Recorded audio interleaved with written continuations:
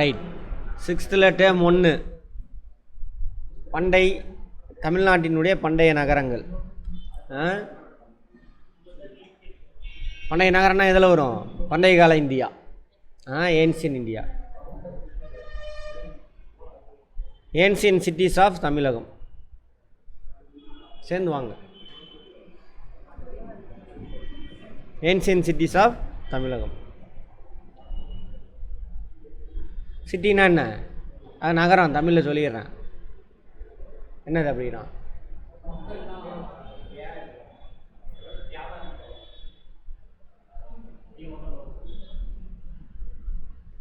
Geography முடிச்சாச்சு, economics முடிச்சாச்சு, அவங்களே சொல்ல மாட்டேங்கிறீங்க.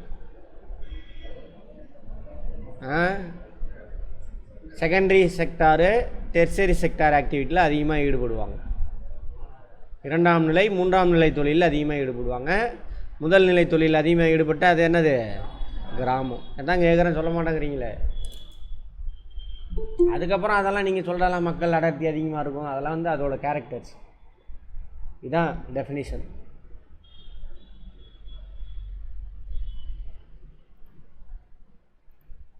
ரைட்டு.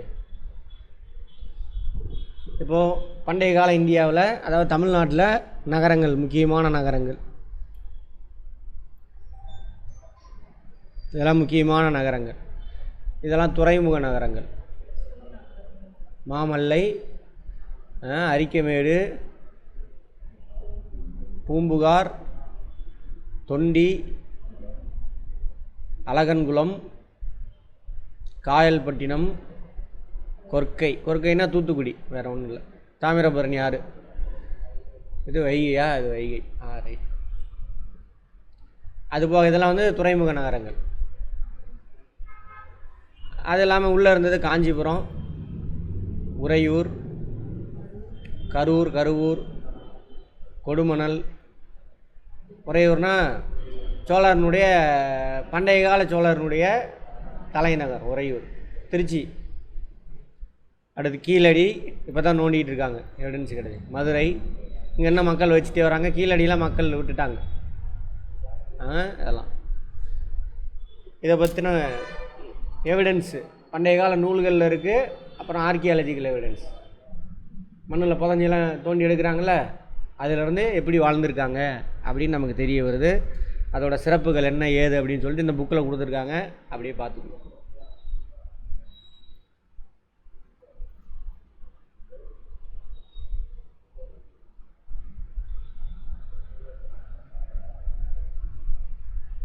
உலகில் மிக தொன்மையான நாகரிகம் மெசபடோமியா அப்படின்றாங்க. மெசபடோமியானா இது ஈராக். யூப்ரட்டிஸ் டைகிரிஸ் நதிக்கரையில் பார்த்தோம் இல்லையா, இந்த இடம் ஈராக். சுமேரியா இங்கே தான் இருக்குது. சுமேரியா இதெல்லாமே இங்கே தான்.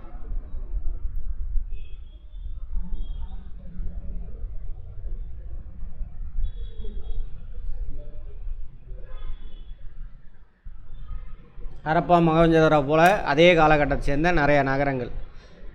மதுரை, காஞ்சி, பூம்புகார். பூம்புகார்லாம் மண்ணுக்குள்ளே, கடலுக்குள்ளே போயிடுச்சு. பூம்புகார், புகார்னு சொல்லுவாங்க. இன்னொரு பேர் என்னது பூம்புகாருக்கு? காவேரி பூம்பட்டினம். Very good. சரி, அதை பற்றிலாம் பார்க்க போகிறாங்க. பூம்புகார்.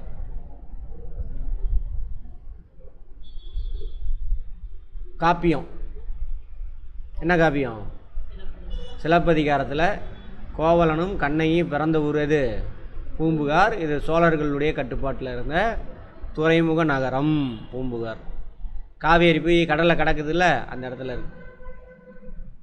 அது காப்பியத்தை வச்சு அவர் கண்டுபிடிச்சி அங்கே ஒரு புகார் நகரமே ஒன்று உருவாக்கி வச்சுருக்காங்க. யார் உருவாக்கியிருப்பா? இப்போன்றேன். அது கடலுக்குள்ளே போயிடுச்சு. இது தேடணுங்க. ஆர்கியாலஜி சர்வே எடுக்க மாட்டேங்கிறானுங்க. ஏன்னா நம்ம தொன்மையெல்லாம் தெரிஞ்சிடும்னு சொல்லிட்டு இந்த ராஸ்களுங்க. அங்கே அந்த அளவுக்கு சிறப்பு மிக்கது. இந்த நூல்கள்லாம் அழியக்கூடிய தருவாயில் இருந்தது. நல்ல வேலை காப்பாற்றி கொண்டு வந்தாங்க. ஏன்னா தமிழை அழிக்கணுன்ட்டு ஒரு கூட்டம் சுற்றிக்கிட்டே இருக்குது. ஆமாம். பூம்புகார் புகழ்பெற்று விளங்கிய துறைமுக நகரம் கேட்பாங்க. ஏற்றுமதி எப்போ பண்ணுவாங்க? துறைமுக நகரம்னா, துறைமுகம்னா என்ன அர்த்தம்? ஏற்றுமதி இறக்குமதி செய்கிறதுக்கான இடம். இங்கே சர்ப்ளஸாக விளையக்கூடிய பொருளை, அதாவது சர்ப்ளஸ்னா என்ன அர்த்தம், அவங்களுடைய தேவை போக மிச்சத்தை ஏற்றுமதி பண்ணுவாங்க. ஏற்றுமதி பண்ணால் என்ன ஆகும், அதேமாதிரி நமக்கு தேவையான பொருள் வெளிநாட்டிலேருந்து இறக்குமதி பண்ணிக்கலாம். அப்படிப்பட்ட நகரம் இன்னையிலேருந்து 2000 வருஷத்துக்கு முன்னாடி இருந்திருக்கு. அப்போவே தமிழர்கள் எப்படிப்பட்டவங்க,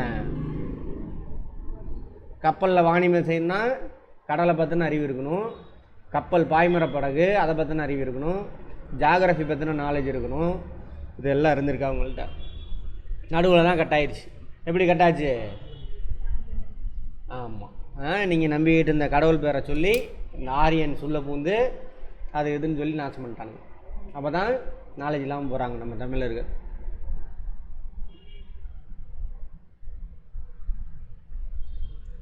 எங்கே இருக்குது புகார் நகரம், எந்த கடற்கரையில், வங்காள விரிகுடா, கிழக்கு தானே வங்காள விரிகுடா. அதோட சிறப்பெல்லாம் சொல்கிறாங்க, பார்ப்போம். காவிரி ஆறோடு கலக்கக்கூடிய அந்த கரையில் இருக்குது. மற்ற பெயர்கள் புகார், காவிரி பூம்பட்டினம், இதெல்லாம் சங்ககால சோழ அரசரின் தலைநகரம், துறைமுகம். தலைநகரில் துறைமுகம், பண்டைய கால தமிழனுடைய துறைமுக நகரம். ஓகேவா, ரைட். சோழர்களது. இந்த துறைமுகத்தை பற்றி, பூம்புகார் நகரத்தை, அது அழிஞ்சிருச்சு. அதை பற்றி நமக்கு எங்கே சார் எவிடன்ஸ் இருக்குன்னா, பட்டினப்பாலை, சங்ககால இலக்கிய நூலான பட்டினப்பாலை அதில் கிடைக்கிது. அதுபோக இரட்டை காப்பியங்கள் எது மணிமேகலை, அதுலேயும் எவிடன்ஸ் இருக்குது. ஏன் சிலப்பதிகாரத்தில் வருது, அங்கே தான் வந்து கோவலனும் கண்ணகியும் பிறந்து வளர்ந்த ஊர். அப்புறம் கல்யாணம் பண்ணிவிட்டு அப்புறம் அங்கங்கே போய் அப்புறம் மதுரையில் போய் இறந்துருவாங்க. அந்த கதை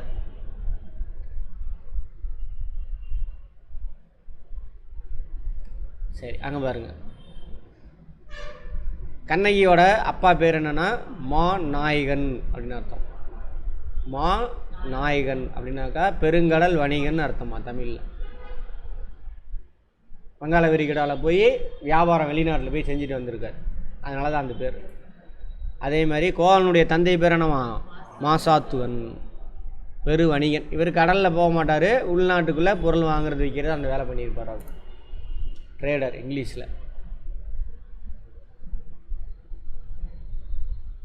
அப்போது வியாபாரம் செய்கிறதுக்கு முக்கியமான இடமா என்ன இருந்திருக்கு, பூம்புகார் இருந்திருக்கு. அது மட்டும் இல்லாமல் இங்கே வணிகம் செய்ய கிரேக்கர்கள் ரோமானியர்கள் வந்திருக்காங்க, அதுக்கான எவிடன்ஸ் இருக்குது. எங்கே இருக்குது கிரேக்க ரோமானியம் தான், இங்கேருந்து வந்து சரியா மத்திய தரைக்கடல், அப்புறம் செங்கடல், அதில் உள்ள பூந்து இப்படி வரணும், இப்படி வந்து இப்படி வரணும். அப்போவே அவங்க இங்கே வந்து வியாபாரம் பண்ணியிருக்காங்க, பார்த்துருப்போம். இதுலேயே எங்கே அந்த சிந்து சமவெளி காலத்துலேயே என்னாச்சு, தொடர்பு இருக்குது. கீழடி அவங்களுக்கும் அங்கேயும் தொடர்பு இருக்குது, எல்லா எவிடன்ஸ் இருக்குது. அப்புறம் இந்த ஜியாகிரபிக்கல் லொக்கேஷன் ரொம்ப முக்கியம். இந்த பகுதியில் இருக்கிறவங்களாம் இங்கே வந்து வியாபாரம் பொருள் வாங்கிட்டு போயிடுவான்.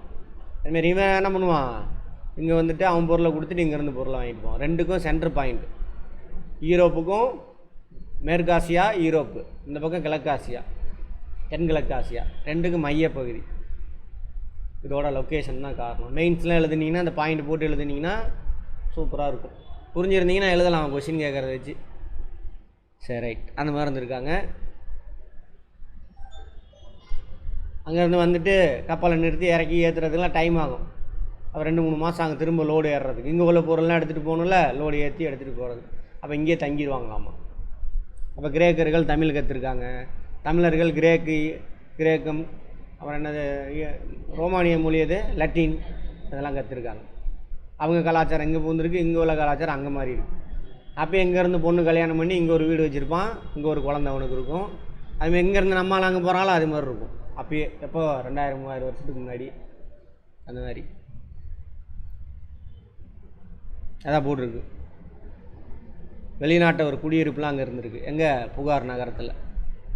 பல்வேறு மொழிகள் பேசப்பட்டிருக்கு, தமிழ் மட்டும் இல்லை, பல்வேறு மொழிகள் பேசப்பட்டு. பெரிய கப்பல்.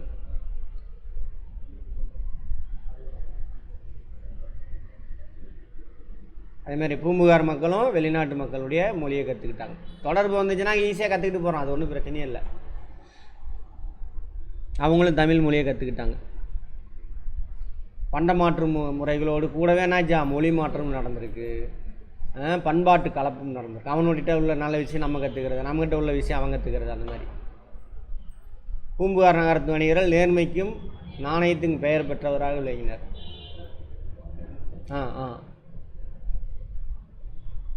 அதிக விலைக்கு விற்கிறது அதெல்லாம் எதுவுமே பண்ண மாட்டாங்க. பட்டினப்பாளையனுடைய ஆசிரியர் வடமலைனா இப்போ கோலார் தங்க சுரங்கம் இருக்குல்ல கர்நாடகாவில், அங்கேருந்து தங்கம் வந்திருக்கு. அதை இறக்குமதி பண்ணி மெருகூட்டி ஏற்றுமதி பண்ணியிருக்காங்க. தங்கம் எதுக்கு சார்னா மெயினாக ஆபரணம், ரெண்டாவது வந்து நாணயமாக பயன்படுத்துகிறாங்க.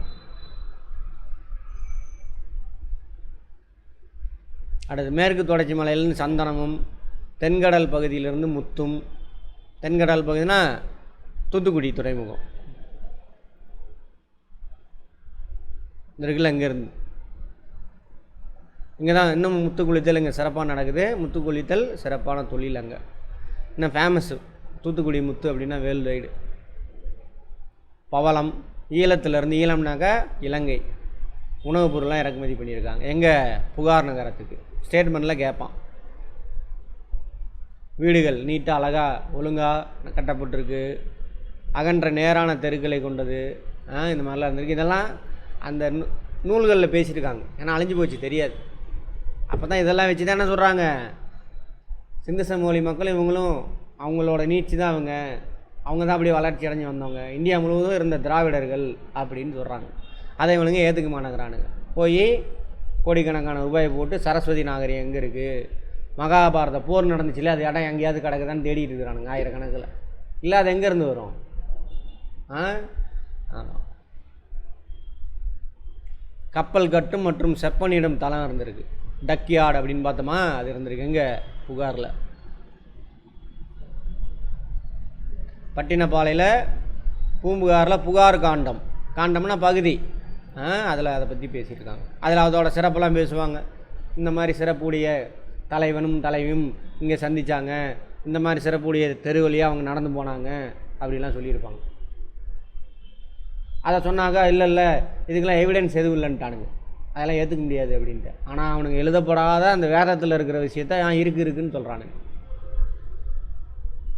சரியா? ரைட். கிபி 200 வரைக்கும் சிறப்பாக இருந்திருக்காமா. இப்போ அந்த நகரம் அழிஞ்சு போச்சு. என்ன காரணம்னா கடற்கோள், அதாவது சுனாமி கினாமி வந்து என்ன இருக்கும், அடிச்சுட்டு போயிருக்கும் அப்படின்னு சொல்கிறாங்க. அடுத்து மதுரை, அது துறைமுக நகரம். மதுரை வந்து என்னது, தலைநகரம். வியாபாரம் நடக்கிற முக்கியமான இடம் தலைநகரம்.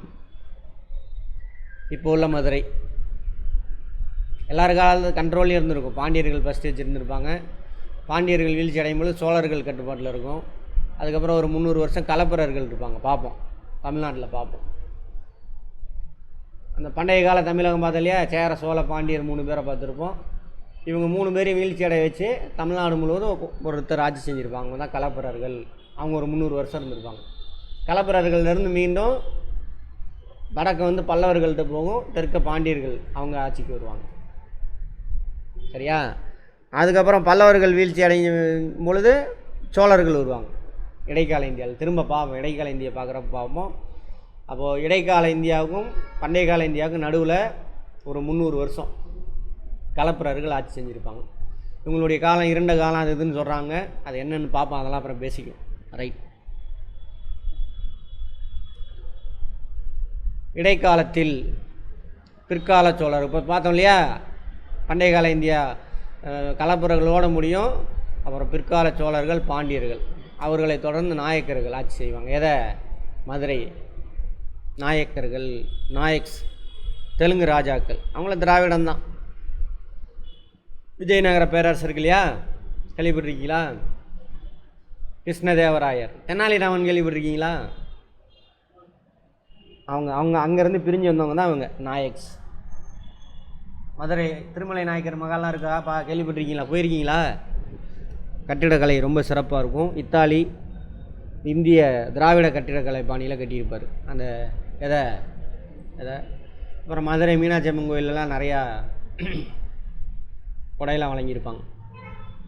என்ன ஜாதி இருக்கும் அதிகமாகிடுச்சு, ஜாதி கட்டுப்பாடு இருக்குல்ல, அப்படியே அந்த வைணவ இதை அப்படியே ஃபாலோ பண்ணுவானுங்க, வேத மதத்தை அப்படியே ஃபாலோ பண்ணுவானுங்க. அந்த மதகுருகள் என்ன சொல்கிறான்னா அது அப்படியே ஸ்ட்ரிக்டாக நாட்டுக்குள்ளே இம்ப்ளிமெண்ட் பண்ணுவானுங்க.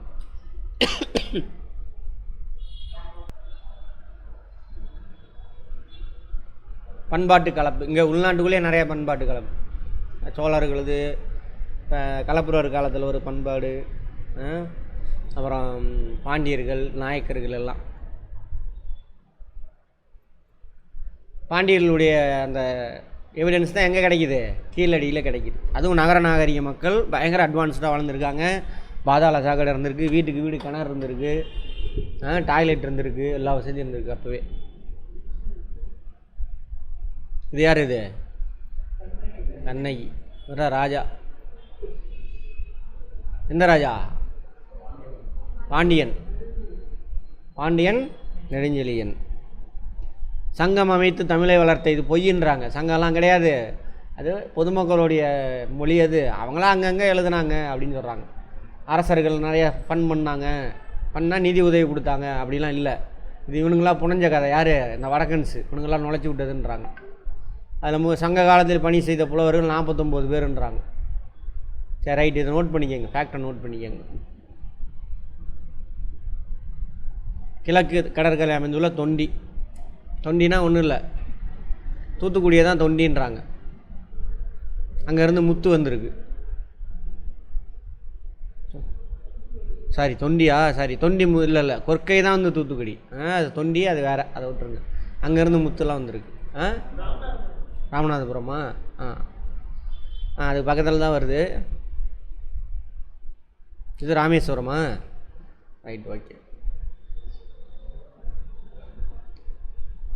தொண்டியிலிருந்து மதுரைக்கு அகில் அப்படிங்கிறது அது ஒரு வாசனை திரவியமா. வாசனை அந்த மரத்துலேருந்து இது எடுப்பாங்க. சந்தனம் மரம் தானே, அப்புறம் சந்தனம் இதெல்லாம் வந்திருக்கு. எங்கேருந்து? அந்த அகில், அந்த தொண்டியிலேருந்து. இங்கேருந்து எங்கே? மதுரைக்கு. மதுரை தானே பார்த்துக்கிட்டு இருக்கோம், இங்கேருந்து வந்துருக்கு. பண்டைய இஸ்ரேல் அரசர் சாலமோன் அப்படிங்கிறவர். இஸ்ரேல் இருக்கு இல்லையா, இஸ்ரேல்னு பேரை கொண்டு வந்து இங்கே எதுக்கு நுழைக்கிறானுங்கன்னு தெரில, வில்லங்க முடித்தவனுங்க. இஸ்ரேல் எங்கே சார் இருக்குன்னா இந்த இடத்துல. இப்போ தான் இஸ்ரேல் பாலஸ்தீன பிரச்சனை, ஓகேவா? அங்கே உள்ள மன்னன், அங்கே ஆட்சி செஞ்ச சாலமோன் அப்படின்ற மன்னன் எழுதியிருக்கான், நாங்கள் எங்கேருந்து முத்துக்கெல்லாம் இறக்குமதி பண்ணுறாங்களாமா. ஆமாம், அங்கே கொற்கையிலேருந்து இறக்குமதி பண்ணுறேன் அப்படின்றான். உவரி என்னும் இடத்திலிருந்து இறக்குமதி செஞ்சுன்றாங்க. கொற்கைக்கு அருகில் இப்போ இருக்காமல் இன்னும் இருக்குது, அதாவது தூத்துக்குடிக்கு பக்கத்தில். அதேமாதிரி ரோமானிய நாணயங்கள் தயாரிக்கும் தொழிற்சாலை. நீங்கள் இங்கே செட்டில் ஆகிடுறானுங்களா, அதனால் இவனுங்களுக்கான நாணயத்தை அச்சடிக்கிறதுக்கான தொழிற்சாலையை மதுரையிலே வச்சுக்கிறானுங்க. இப்போ வெளிநாட்டுக்காரன் அவனுடைய நாணயத்தில் அச்சடிப்பாங்க. தங்கம் இன்னொரு நாட்டில் போய் வச்சுருக்கானே, எவ்வளோ பெரிய விஷயம். அடுத்த வீட்டில் போய் தங்கத்தை வச்சுட்டு வருவீங்களா? வச்சுருக்காங்க. அப்போ அந்தளவுக்கு இவங்க எப்படி இருந்திருக்காங்க? மக்கள் நேர்மையாக வாழ்ந்துருக்காங்க, அறத்தோடு வாழ்ந்துருக்காங்க. தர்மத்தோடு இல்லை, அறத்தோட. தர்மம்னா அது ஆமாம், அப்படி தான் சொல்லணும். அது அந்த மாதிரி அறத்தோடு வாழ்ந்துருக்காங்க. புகழ்பெற்ற கிரேக்க வரலாற்றாசிரியர் இங்கே ஒருத்தனை கொண்டு வந்து விட்டானுங்க, சாணக்கியரை கொண்டு வந்து விட்டானுங்க. சாணக்கியரே இல்லைன்றாங்க வரலாற்றாசிரியர், ஒன்றும் புனைந்தது அப்படின்றாங்க. அதான் சந்திரகுப்த மௌரியருக்கு மூளையாக இருந்தார் ஒரு பிராமணன் அப்படின்னு ஒரு கட்டுக்கதை, வேறு ஒன்றும் கிடையாது. அவர் சொல்லியிருக்காரு, அவரோட நூலான அர்த்தசாஸ்திரம், உலகத்தில் முதல் பொலிட்டிக்கல் சயின்ஸு, அரசாங்கம் எப்படி நடத்தணும்னு அவர் எழுதி வச்சதை வச்சு தான் சந்திரகுப்த மௌரியர் ஃபாலோ பண்ணார்னு கதையெல்லாம் விட்டுருக்கானுங்க. ஆனால் அது கட்டுக்கதை அப்படின்னு சொல்லிட்டு இப்போ வரலாற்று ஆராய்ச்சியாளர் சொல்லிகிட்டு இருக்காங்க. சரி, இருந்தாலும் பரவாயில்ல, எழுதிக்கங்க. சாணக்கியர் வந்து யார்? சந்திரகுப்த மௌரியனுடைய அமைச்சர். சந்திரகுப்த மௌரியர் யார்? அசோகரோட தாத்தா. வட இந்தியாவில் ஆட்சி அமைச்சிருப்பார். சரி, அப்புறம் மெகஸ்தனிஸ் இவர் யார் சார்னாங்க? இந்த சந்திரகுப்த மௌரியர் ஆட்சி அமைக்கும் பொழுது கிரேக்க நாட்டை சேர்ந்த, கிரேக்க இங்கே இருக்கு இல்லையா, இங்கே இருக்குது, கர்சர் தெரியுதா? அங்கேருந்து அப்படியே இந்த நாட்டெல்லாம் பிடிச்சிட்டு வருவார் அலெக்சாண்டர், கேள்விப்பட்டிருப்பீங்க. வடமேற்கு இந்தியா வரைக்கும் வந்து வடமேற்கு இந்தியாவை பிடிச்சிருவாங்க. இப்போ உள்ள பாகிஸ்தானும் பிடிச்சிடுவார், பிடிச்சிட்டு ரிட்டன் போவார். அப்போ இந்திய நிலப்பகுதிக்கு ஒருத்தரை அவருடைய படை தளபதியை ஆளுநராக போட்டுட்டு போவார். யார்? அலெக்சாண்டர். செல்கஸ் நிக்கேட்டர், திரும்ப திரும்ப அந்த பேர்லாம் கேட்போம். அவர் அப்பாயின்மெண்ட் பண்ணிட்டு போவார். அவருடைய தூதர் தான் வந்துட்டு யார்? மெகஸ்தனிஸ். அவர் இந்த பாண்டியர்கள் மதுரை நகரத்தை பற்றி அவருடைய நூல் வந்து இண்டிகோன்னு நினைக்கிறேன். இண்டிகான்ற நூலில் பாண்டியர்களை பற்றி எழுதியிருக்கார். அப்போ சந்திரகுப்த மௌரியர் பற்றி எழுதியிருப்பார் அந்த நூலில். அதே நேரத்தில் பக்கத்தில் உள்ள நாடுகள்லாம் எழுதியிருக்காங்க, மதுரையை பற்றி எழுதியிருக்காரு அப்படின்னு சொல்கிறாங்க. அதே மாதிரி மதுரை நகரத்தை சுற்றிலும் அகழி, வெளியிலேருந்து யாரும் உள்ள அகழி தெரியும் இல்லையா? ஒரு கோட்டையோ அரண்மனையோ கோயிலோ இருந்ததுன்னா சுற்றிலும் இந்த படம் பாருங்கள், பாகுபலியில் தண்ணி இருக்கும் பாருங்கள், நீர்நிலை, அதான் அகழி. அது மாதிரி நகரத்தை சுற்றிலும் அகழி இருந்துச்சாமா. அந்த அகழி கீழே சுரங்கப்பாதை இருந்திருக்கு. எவ்வளோ ஹைட்டாமா சுரங்கப்பாதை? யானையே உள்ளே பூந்து போகுமாம்மா. மதுரையை தோணும்னா ஏகப்பட்ட விஷயம் கிடைக்கும் நமக்கு. சரி, அடுத்தது காஞ்சி. கல்வி கற்பதற்கான இடத்தினை பள்ளி என்று அழைக்கலாம். சரியா? சமணர்கள், காஞ்சி முழுவதும் சமணர்கள் இருப்பாங்க. சமண பள்ளின்னு தான் சொல்லுவாங்க. சமண முனிவர்கள் என்ன பண்ணுறாங்க? எல்லா மக்களுக்கும் கல்வி கொடுப்பாங்க. எப்படிலாம் வாழணும், என்ன பண்ணணும் அப்படின்னு சொல்லி கொடுக்குறாங்க. இது அதிகமாக இருந்த இடையாது காஞ்சி ஒரு காலத்தில். அதுக்கப்புறம் ஸ்கூலே எல்லாம் ஆக்கிட்டானுங்க. சமண மாணவர்களும் சமணர்கள் அங்கே போய் கற்றுக்கிட்டாங்க. சமண மதமாலாம் பின்பற்ற சொல்ல, எல்லாத்திட்டையும் அன்பு காட்டியான்றாங்க. அதேமாதிரி புத்த விகாரங்களில் புத்த மாணவர்களும் பயின்றார்கள். புத்த விகாரங்கள், புத்த துறவிகள் இருப்பாங்களா, அங்கே இருக்கிற இடம் தான் விகாரம், புத்த விகாரம். அதேமாதிரி நாலந்தா பல்கலைக்கழகம், இது இவனுங்க தான் அழைச்சிருப்பானுங்க. கேட்டால் முஸ்லீம் மேலே பழிய தூக்கி போட்டானுங்க. முஸ்லீம்லாம் கிடையாது. இப்போ எப்படி ஒரு மசூதி அடித்து ஒரு கோயில் கட்டுறானுங்க, அது மாதிரி இது வேறு மதத்தோடு தொடர்புடையது, புத்த மதத்தோடு. ஆனால் இவனுங்க தான் அழைச்சி விட்டு அவனுக்கு மேலே பழிய தூக்கி போடுறானுங்க. எங்கள் வட இந்தியாவில் இங்கே நாலந்தா பல்கலைக்கழகம்னு ஒன்று இருந்திருக்கு. 3000 பேர் தங்கி படிக்கலாம். உலகத்தில் இந்த மாதிரி யூனிவர்சிட்டி இப்போ கூட கிடையாது. உலகத்தில் ஆசியா முழுவதும் வந்து நிறைய பேர் அங்கே தங்கி படிச்சிருக்காங்க. அது புத்த மதத்தோடு தொடர்புடைய விஷயங்களை அங்கே கற்றுக் கொடுத்துருக்காங்க. மெயினாக அன்பு காட்டுறது அந்த மாதிரி. ஸோ அங்கேருந்து சீன பயணி ஒருத்தர் யுவான் ஸ்வாங், அதுக்கு முன்னாடி ஃபாகியான் வந்திருப்பார். யுவான் ஸ்வாங் இங்கே வந்துட்டு அங்கே கல்வி கற்றுக்கிட்டு அங்கேருந்து நேராக காஞ்சிபுரத்தில் வந்து அங்கேயும் கொஞ்சம் படிச்சுட்டு அப்படியே இங்கேருந்து சீனாவுக்கு போவார். யார்? அந்த யுவாங் ஸ்வாங். கிபி ஒரு 6ஆம் நூற்றாண்டு வாக்கில் வந்திருப்பார். 6ஆம் நூற்றாண்டில் வந்திருப்பார். சீன துறவி, புத்த மதத்து. அவர் சொல்லியிருக்காரு, நாலந்தா பல்கலைக்கழகத்தை பயின்ற சீன பயணி யுவான் ஸ்வாங் கூடுதல் படிப்பிற்காக காஞ்சியிலிருந்த கடிகைக்கு வந்தார். பள்ளிக்கூடம் கடிகை, காஞ்சிக்கு வந்து அங்கேயும் கல்வி கற்றுக்கிட்டு போயிருக்கார். இது இந்தியா மேப்பு, பாகிஸ்தானோட சேர்த்தி. ஓரளவுக்கு புரியுதில்ல மேப்பு? ரைட். புகார் துறைமுக நகரம், ஆமாவா? மதுரை வணிக நகரம், ட்ரேடு சிட்டி. அடுத்து காஞ்சி கல்வி நகரம். காஞ்சியில் இப்போ நம்ம காலத்தை சேர்ந்த ஒரு அறிஞர் யார் இருந்தா? அவர்லாம் இல்லைன்னா தமிழ்நாடு இப்படி இல்லை. அண்ணா. ஆமாம், தமிழ்நாடு இப்படி இருந்திருக்காது. வட இந்தியா மாதிரி தான் இருக்குது. இப்போ கூட நடிகர்லாம் போயிட்டு வந்து சொல்கிறானுங்க பாரு, ஐயோ வட இந்தியா போனால் நம்ம ஊர்லாம் சொர்க்கங்க அப்படின்னு. அதெல்லாம் மாறினதுக்கு யார்? அவரும் ஒரு காரணம். சரி, காளிதாசர்.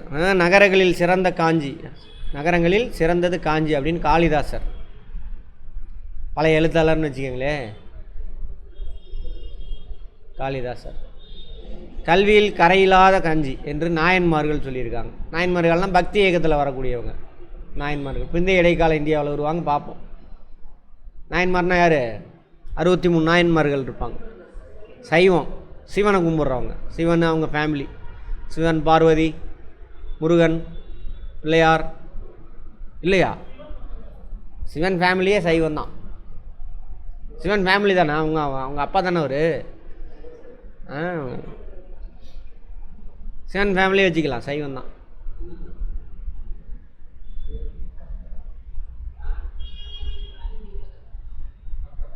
ரைட். அந்த 63 நாயன்மார்களில் முதன்மையானவர் யார்? திருநாவுக்கரசர். அவர் தான் சொல்லியிருக்காரு. இப்படி கேட்பாங்க. கல்வியில் கரையில்லாத காஞ்சி. புரியுதா என்ன அர்த்தம் கரையில்லாத காஞ்சினா? குளம்னா சின்னதாக இருக்கும், கரை இருக்கும். இது கரைகளும் அவ்வளோ பெருசாமா. அந்த அளவுக்கு என்ன இருக்குது? கல்வி நிறுவனம் அத்தனை இருந்திருக்கு, ஸ்கூலு இதெல்லாம் இருந்திருக்கு அப்படின்னு சொல்கிறாரு. யார் சொல்கிறா?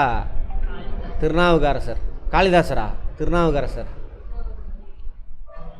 புத்தகயா, சாஞ்சி போன்ற 7 இந்திய புனித தலங்களுள் காஞ்சியும் ஒன்று என யுவான் சுவாங் சொல்லியிருக்கார். காஞ்சியும் புனித ஸ்தலம். அப்போ என்ன இருந்திருக்காங்க? புத்த மதமும் அங்கே இருந்திருக்கு, சமண மதமும் இருந்திருக்கு. அது மட்டும் இல்லை, இந்தியா முழுவதும் ஒரு காலத்தில் முழுக்க பரவி இருந்த மதம் எது? புத்த மதம், சமண மதம். அதை ஒவ்வொன்றா திருடிடுவானுங்க இவனுக்கு திருடியே அவங்க இருந்த இதெல்லாம் கோயிலாக மாற்றி அங்கே யார் விஷ்ணு, பெருமாள், சிவன் அப்படின்னு கட்டுக்கதையெல்லாம் உருவாக்கி விட்டு அவன் இப்படி பிறந்தான், இவன் இப்படி பிறந்தான். அவனுக்கு பிறந்த கதையெல்லாம் கேட்டிங்கன்னா கொடுமையாக இருக்கும். யார் பிறந்த கதை? இந்த நீங்கள் சோக்கால் கடவுள் கும்பிட்றோம்ல, அவங்க குழந்த கதையெல்லாம் கேட்டிங்கன்னா கொடுமை. ஆமாம், பிள்ளையார் பிறந்ததே பார்த்திங்கன்னா பயங்கரமாக இருக்கும். ஆமாம் தானே? சரி. தொண்டை நாட்டில் உள்ள மிக பழமையான நகரம் காஞ்சி ஆகும். தொண்டை நாடுன்னா எது சார் அப்படின்னா வட தமிழகம்.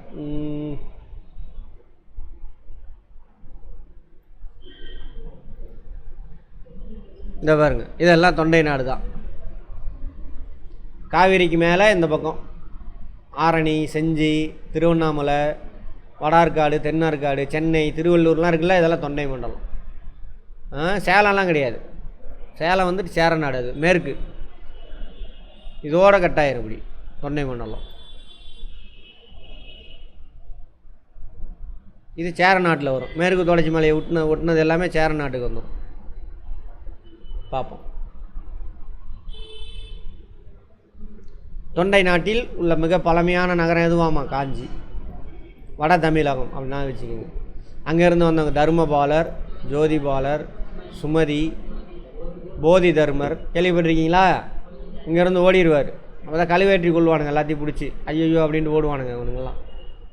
இந்த வடக்கிலேருந்து வந்த வேத மதத்தை சேர்ந்த சாமியார்கள் என்ன பண்ணுறான்? அங்கே உள்ள ராஜாக்களை கைகளை போட்டுக்கிட்டு இவனுங்கெல்லாம் கொள்ளுவானுங்க. தந்திரமாக போட்டி வச்சு தோக்கடிச்சு இவனுங்கெல்லாம் என்ன பண்ணுவாங்க? கழுவேற்றி கொள்வாங்க. பெரிய பென்சில் மாதிரி வெட்டி சீவி வச்சு இவனுங்களுக்கு ட்ரெஸ் எல்லாம் தூக்கி உட்கார வச்சுருவானுங்க. அது மேலே கழுவேற்றன்னு சொல்லுவாங்க. அதில் பயந்து ஓடிடுவாங்க அவங்களாம் அப்படின்னு நினைக்கிறேன். ஆனால் அது நடந்தது உண்மை. காஞ்சி கோயில்களின் நகரம். அதுக்கப்புறம் கோயில்களின் இவங்க வச்சுருந்தாங்களே அந்த பள்ளிகள், சமண பள்ளி, அப்புறம் புத்தர் இவங்கெல்லாம், அதெல்லாம் இவங்களுடைய கோயிலாக மாற்றிடுவானுங்க. அப்படியே கைலாசநாதர் கோயில் புகழ் பெற்றது. காஞ்சி கைலாசநாதர் கோயில் கருங்கல்லாலே கட்டியிருப்பாங்க. பிற்கால பல்லவ மன்னன். பல்லவர்கள் ஒரே காலம்தான், முற்காலம் பிற்காலம் கிடையாது. இடைக்கால இந்தியாவில் மட்டும்தான் வருவாங்க. அந்த பல்லவர்கள் கட்டினது. அதில் யார்? ராஜசிம்மன். இவங்களுடைய பல்லவர்களுடைய தலைநகரம் தான் என்னது? காஞ்சி. பாண்டியர் கண்ட்ரோல் இருந்திருக்கும், சோழர்கள் கண்ட்ரோல் இருந்திருக்கும், பல்லவர்கள் கண்ட்ரோல் இருந்திருக்கும். பட் பல்லவர்கள் கண்ட்ரோலில் இருக்கும் பொழுது இதுதான் தலைநகரம் பல்லவர்களுக்கு. எது? காஞ்சிபுரம். அதனால் அவங்க நிறைய கோயிலெலாம் கட்டுவாங்க. அதேமாதிரி இவங்களுடைய பல்லவர்களுடைய காலத்தில் தானே இருக்கும் கடற்கரை கோயில், மகாபலிபுரம்லாம் இருக்குல்ல, அதெல்லாம் பல்லவர்கள் தான் கட்டியிருப்பாங்க. பாருங்க, பல்லவர்கள் காலத்தில் எண்ணற்ற குடைவரை கோயில், ராக்கெட் டெம்பிள். பாறையை குடஞ்சி அப்படியே கோயிலாக மாற்றிடுவாங்க. கோயில் கிடையாது, அங்கே சமண மத புத்த மத துறவிகள் தங்கிறதுக்கான இடம். ஏன் பாறையை குடஞ்சி அங்கே தங்கணும்? அங்கே அதிகமான குளிரும் தெரியாது, அதிகமான வெப்பமும் தெரியாது. பகலில் ஜிலு ஜிலுன்னு இருக்கும், நைட்டில் கதப்பாக இருக்கும். அதனால் அங்கே மலையில் தான் குடஞ்சி தான் அவங்க வாழ்வாங்க. ஏன்னா ட்ரெஸ் போட மாட்டானுங்க மெயினாக அவனுங்க அமன சுவாமிகள். ஏன்னா விவசாயம் செஞ்சோம்னா என்ன ஆகும்? அதனால் நிறைய பூச்சி புழுவெலாம் என்ன ஆகுது? செத்து போகுது. அப்போ விவசாயம் செய்யக்கூடாது, அப்போ விவசாயத்தில் வரக்கூடிய எதையுமே பண்ணக்கூடாது அப்படிங்கிறாங்க. அப்போ சாப்பிடக்கூடாதா சார்? ஆமாம், உண்ணாவிரதன்ற கான்செப்ட் அங்கே தான் வருது. சாப்பிடாதங்கிறார், சாப்பிட்டா ரொம்ப நல்லது. ஏன்னா ஒரு உயிர் இவ்வளோ செத்து அது மூலயமா வர்றது தானே அது. அவர் நெல் உயிர் அதை கண்டுபிடிச்சாரா இல்லை தெரியல. உழுகும் பொழுது என்ன ஆகுது? புழுக்கள், இந்த மைக்ரோப்ஸ் இதெல்லாம் செத்து போகுது. அதனால் விவசாயம் செய்யாதன்றார். அப்போ அது மூலிமா வரக்கூடிய ஆடை என்ன பண்ணாத உடுத்தாத. இன்னும் வருவாங்க பாருங்கள், சேட்டுன்னு சொல்லிட்டு அந்த சமண மத துறவிகள் இங்கே வருவாங்க, சேலத்துக்கு வருவாங்க. கேள்விப்பட்டீங்களா? இந்த சேட்டுன்னு சொல்கிறாங்கள, வட இந்தியாவில் வர எல்லாத்தையும் சேட்டுன்றீங்க, தப்பு. யார் சமண மதத்தை பின்பற்றுறாங்களோ அவங்க தான் சேட்டு. அவங்க விவசாயம் பண்ண மாட்டாங்க. அதனால தான் அவங்க என்ன செய்வாங்க, கடன் கொடுப்பாங்க. அவன் தான் சேட்டு. வியாபாரம் பண்ணுவான், பொருளை வாங்கி விற்பான். அந்த சேட்டுக்கு தான் இப்போ இந்த அதானி கொடுக்கலாம். குஜராத்தில் இன்னும் சேட்டுங்க, குஜராத் ராஜஸ்தானில் அதிகமாக இருப்பாங்க. என்னடானாக்கா அங்கே விவசாயம் செய்ய முடியாது, அதெல்லாம் ட்ரையான ரீஜன். அப்போ அவனுங்களுக்கு இந்த தொழில் ஏற்றதாக இருக்குது. ஸோ வியாபாரம், கந்து வெட்டி கொடுக்குறது, அந்த வேலை பார்ப்பாங்க. அவங்க தான் சேட்டுங்க. நீங்கள் வட இந்தியாவிலேருந்து வர எல்லாத்தையும் சேட்டுன்றானுங்க, எல்லாத்தையும் இந்திக்காரன்ற. எவனுமே இந்திக்காரனே கிடையாது. யார் சமண மதத்தை பின்பற்றுறாங்களோ, ஜெயின்ஸ், அவங்க தான் சேட்டு. சரியா? சரி, அந்த மாதிரிங்க. பௌத்த துறவியான மணிமேகலை. யார் இது மணிமேகலை? கோவலனோட முழுமையாக சொல்லுங்கள். கோவலனுக்கு மட்டும்தான் பிறந்துச்சா அந்த அம்மா? அதை எப்படி அம்மா மட்டும் நீங்களே பெண்களை விட்டு கொடுக்குறீங்களே? கோவலன் மாதவியோட பொண்ணு துறவியாக போயிடுவாங்க. இந்த அம்மாவுக்கு தான் என்ன கிடைக்கும்? அச்சய பாத்திரம் கிடைக்குமா? சரி. பௌத்த துறவியான மணிமேகலை தனது இறுதி காலத்தை காஞ்சியில் கழித்தார். அங்கே அடுத்தது விவசாயம். நம்ம ஜாகிரபி படித்தவங்களுக்கு தெரியும். நம்ம அங்கே தமிழ்நாடு எப்படி வடகிழக்கு பருவ காட்டுறப்ப தான் மழை பெய்யும்.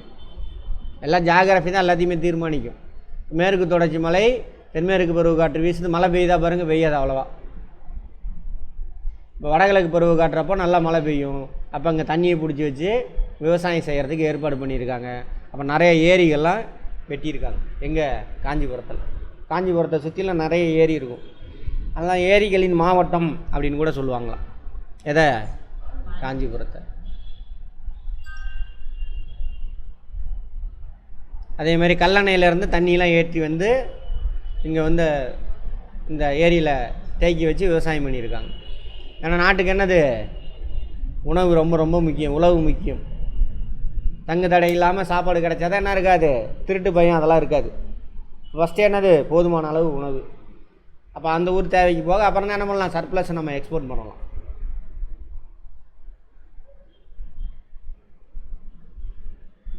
பூம்புகார், மதுரை, காஞ்சி ஆகிய 3 நகரங்கள் மட்டுமல்லாமல் கொற்கை, வஞ்சி, தொண்டி அதெல்லாம் அன்றைக்கி மேப்லேயே பார்த்துட்டோம். உறையூர், தகடூர்னா இது தருமபுரி, காயல், முசிறி இருக்குது. இன்னும் கரூர் தான் என்னது? கரூர், மாமல்லபுரம் இதெல்லாம் வந்து காயல்பட்டினம்னு சொல்லுவாங்க. கடற்கரை மாவட்டம் தான். ஆமாம்.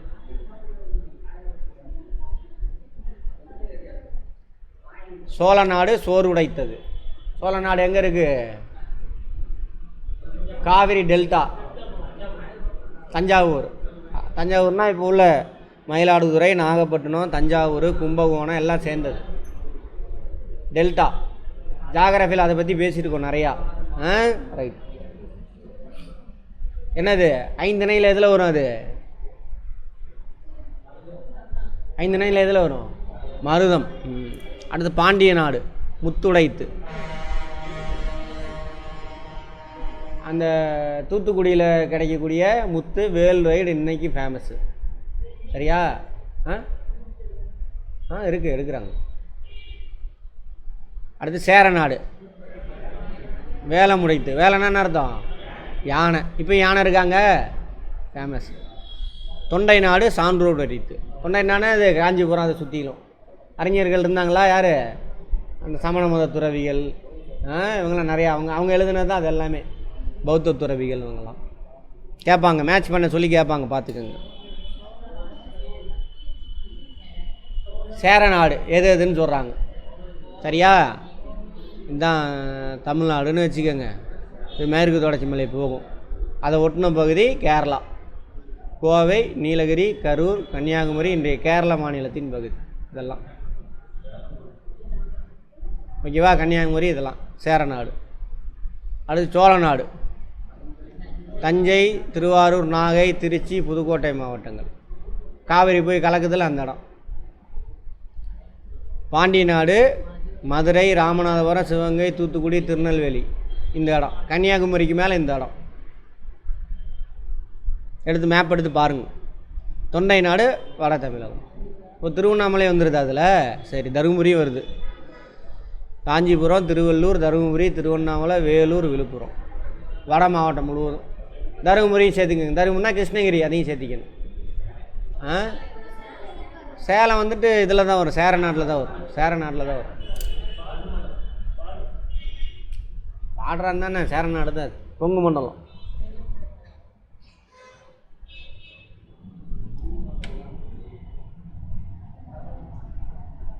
கடல் வர்த்தகம், மேரிடைம்னா கடல் சம்மந்தமானதுன்னு அர்த்தம்.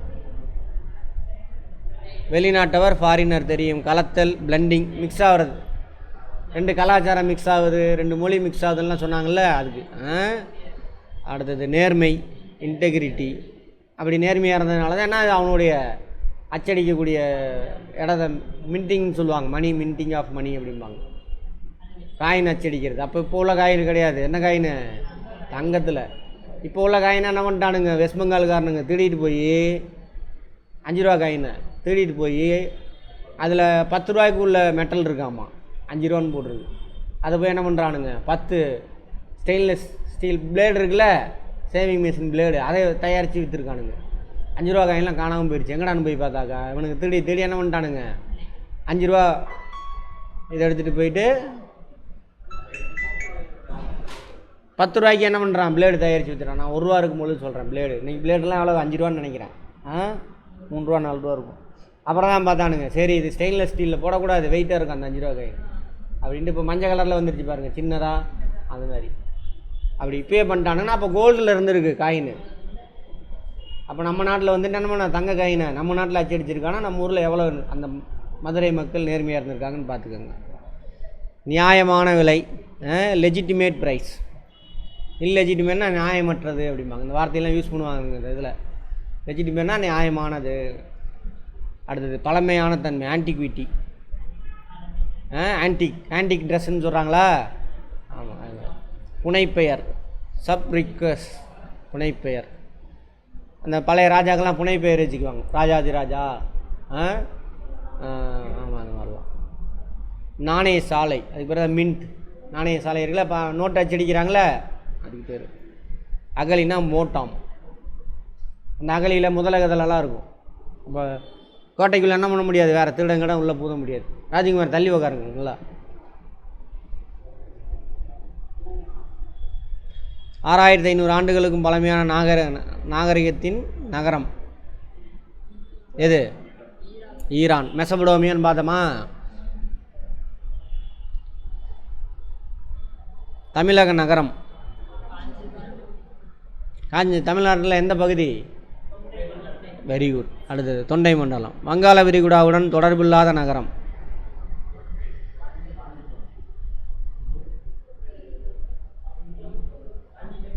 காஞ்சிபுரம். இதுதான் உள்ளே இருக்கும். கொற்கை தான், தூத்துக்குடி தானே கொற்கை. தமிழர்களின் நீர் மேலாண்மையை விளக்குவது.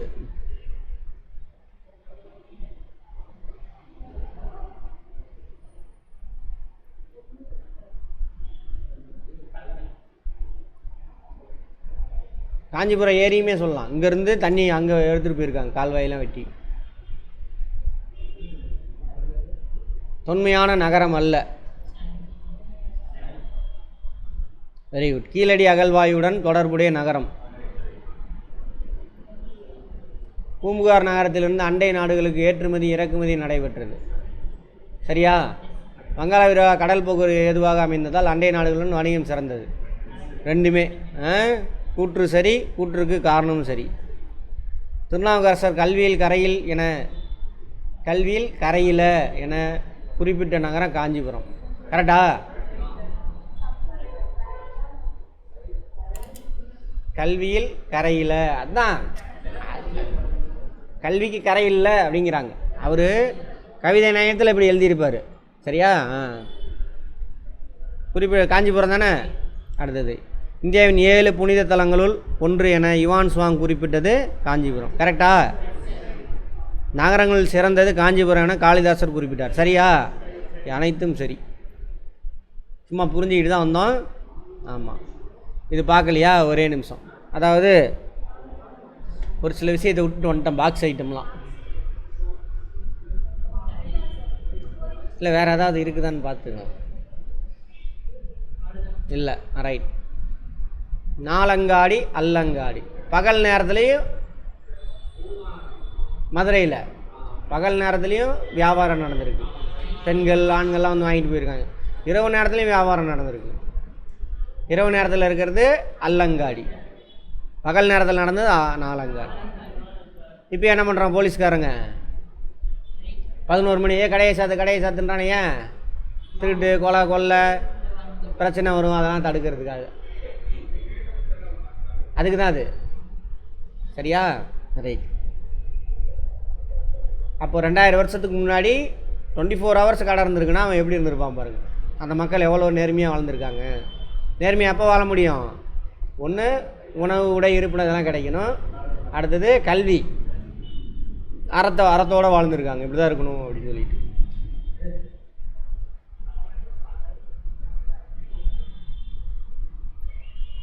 இரவு பகல் வேறுபாடு இல்லாமல் உயிர்ப்புள்ள நகரமாக இருந்திருக்கு.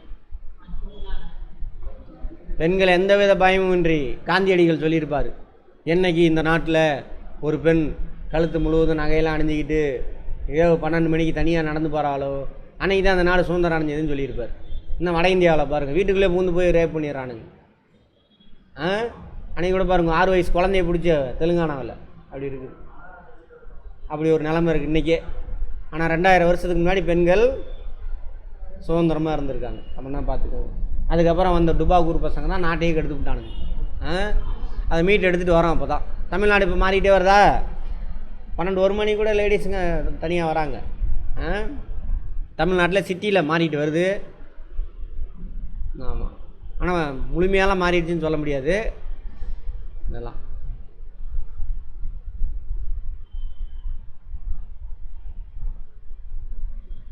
சரியான தொடரை கண்டறிய. நாலங்காடி இரவு நேர கடை. அப்படியா? இல்லை. அல்லங்காடி பகல் நேர கடை.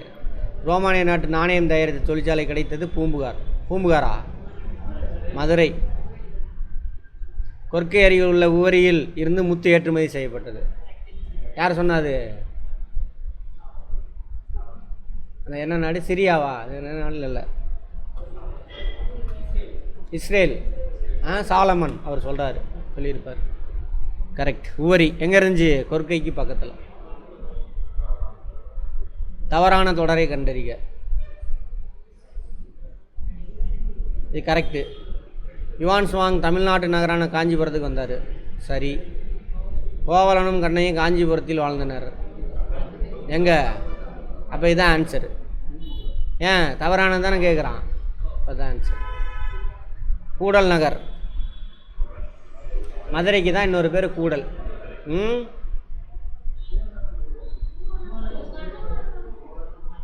தூங்கா நகரம். சரியான இணையை கண்டீங்களா? சரி சரி சரி சரி. அப்போ மேட்ச் பண்ணாதீங்க. கூடல் நகரம், கோயில்களின் நகரம் காஞ்சிபுரம். கல்வி நகரம் காஞ்சிபுரம் தான்.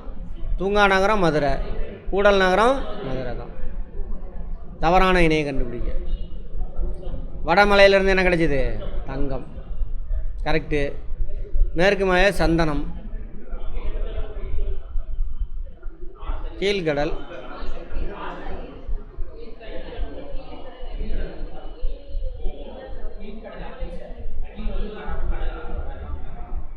கடற்கரையிலேருந்து வந்துச்சு.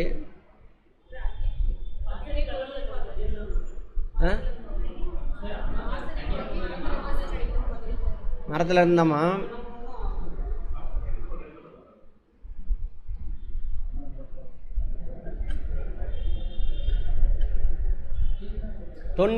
தொண்டியிலேருந்து தான் அந்த சந்தனமும் அயிலும் வரும் அப்படின்னு பார்த்துருக்கோம். சந்தனம் ஆகிலும் தொண்டியிலேருந்து வந்துச்சுன்னு பார்த்துருப்போம். ஆமாம் தானே? இப்போ எது தப்புங்க?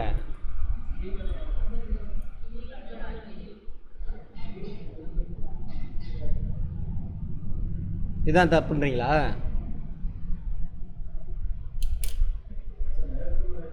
எனக்கு என்னமோ இதுதான் ஆன்சர்ன்றது.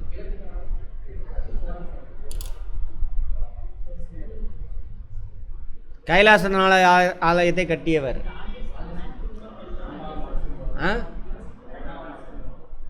கைலாயநாதரா? எடுத்து பாருங்க.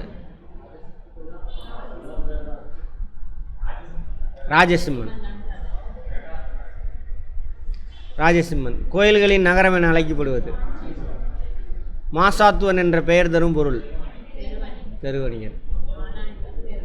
யாரோட அப்பா பேர்? கோவலனுடைய.